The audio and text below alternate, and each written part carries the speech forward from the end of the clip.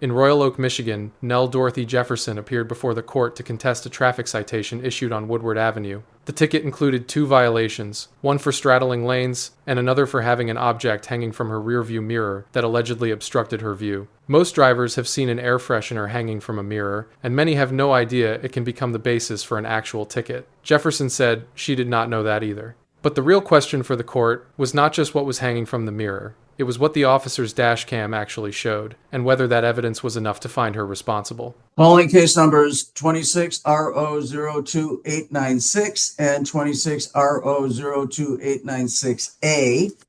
These are people of the City of Royal Oak versus Nelle Dorothy Jefferson. Is that you, Miss Jefferson? Yes, sir. Good morning, Miss Jefferson. You were present earlier when the court explained the nature of an informal hearing, true? Correct. Thank you. And so you all understood that the court's instruction was you must select from one of three options to protect your own rights. Also true? Correct. Thank you, Ms. Jefferson. The citation before the court was issued May 2 this year at 7:20 in the evening.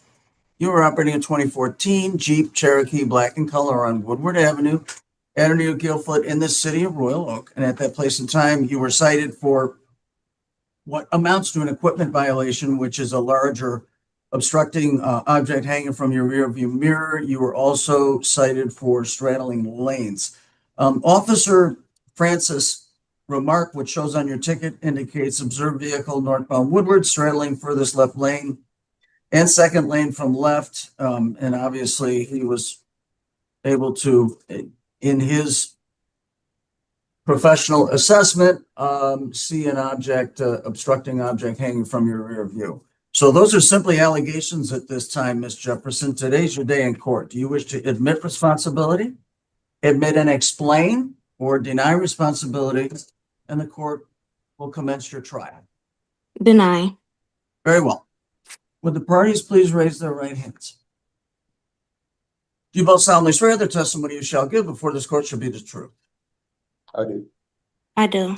Thank you very much. The officer has the burden, Ms. Jefferson. Then it is your turn. Officer Francis? Yes, Your Honor, just like my notes remarked on the citation. I also have my Axon video if I could share the screen with you.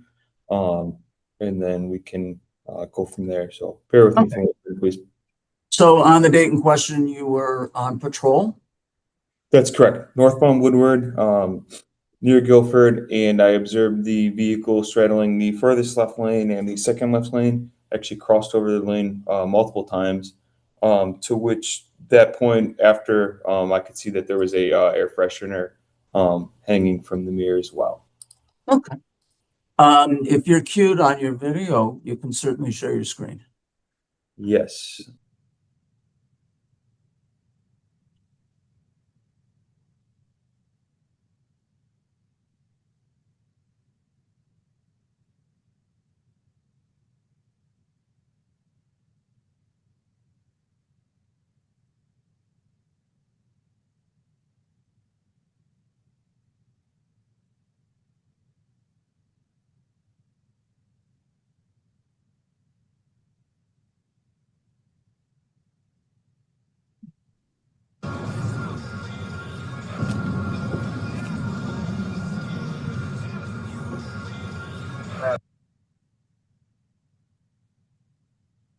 The principal vehicle that was centered in that shot was the quote unquote target vehicle of Ms. Jefferson. Is that right? That's correct. Yep. And at some point, your unit overtook Ms. Jefferson's vehicle. Is that what the court saw? So I approached on the right-hand side Okay. to see if she was using her phone while driving, to which point she was not operating on her phone, from what I could tell from my angle, to which then I got back behind her to initiate the traffic stop. All right. So you hadn't activated your lights and siren when you were passing her on her right, correct? That is correct. Okay. Thank you. Is there anything further you wish the court to know? No, Your Honor. All right, Ms. Jefferson, what would you like to tell this court? Your Honor, from the video, and as I stated, when I got pulled over, I do not see me driving in two lanes.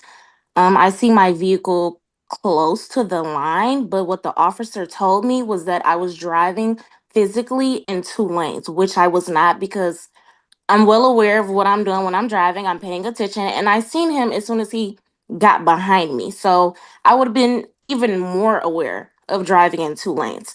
My vehicle is not the best. I need a wheel alignment, but as far as driving in two lanes, Your Honor, that I did not see that in the video. Thank you. Is there anything else you want the court to know? Yes, as far as the air freshener, I do have that in my car. The officer, once he pulled next to me, that's when he saw that, and that's when he got back behind me to pull me over. Okay. And you know this, so it's your suggestion that the officer seeing the air freshener is what caused him to pull you over? I think that it was something extra added because I've been pulled over before. I've never received a ticket for having an air freshener. That was not something that I was aware of that I could receive a ticket for, as I'm aware a lot of people may not know that. I have a brother that's an officer of the law. He's never told me, like, hey, take that down. You could get in trouble for that.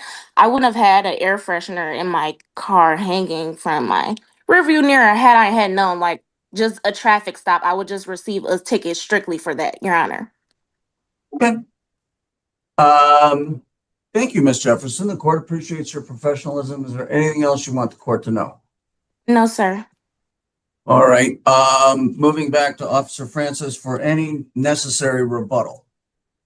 Yeah, Your Honor, for the object hanging, I'm okay with dismissing that portion of the citation. Obviously, that wasn't the initial reason for the stop. It was based off of the driving for the straddling lines. But that is not the most common of knowledge. So, I would like to make the motion to dismiss that portion of the citation. Okay. There has been procedurally a motion to dismiss the object portion of the citation. Ms. Jefferson, the court assumes you don't have any objection to that being dismissed. Correct. Okay.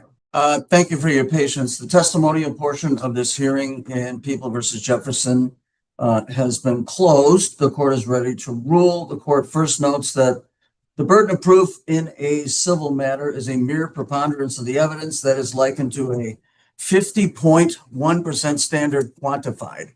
So if a scale was placed on a table and a feather was placed on one side of the scale, that would in point of fact carry the burden of proof. Secondly, the court, after 40 years working in and around the courts in the state of Michigan, wishes to always believe that the parties are proceeding in good faith based upon their best recollection and perception of the events. And lastly, Ms. Jefferson, the court has absolutely zero idea what your driving record looks like. The court rules on these matters based upon the evidence before it related to that episode and that episode only. All that said, the court looks to Michigan Compile Law 257.642, which indicates a vehicle must be driven as nearly as practicable entirely within a adjective within a single lane and must not be moved from that lane until the operator has first ascertained the movement can be safely made. While Ms. Jefferson, white lines, so to speak, were not beneath the middle or center of your vehicle, the video that was displayed before the court fairly clearly indicates the tires on the right-hand side of your vehicle were on the white line for a considerable amount of time, and then even further over as the officer was passing you, which is interesting because that is really the purpose of the motor vehicle code, to keep the car within the lane so that you're safe and other drivers are safe around you.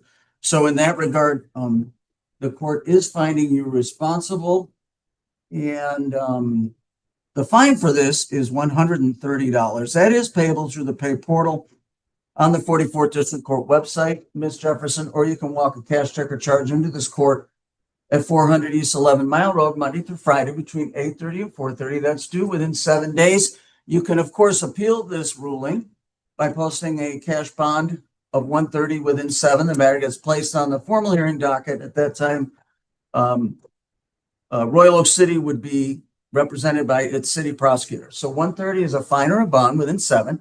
That completes your hearing, and good luck to you. Please drive safely.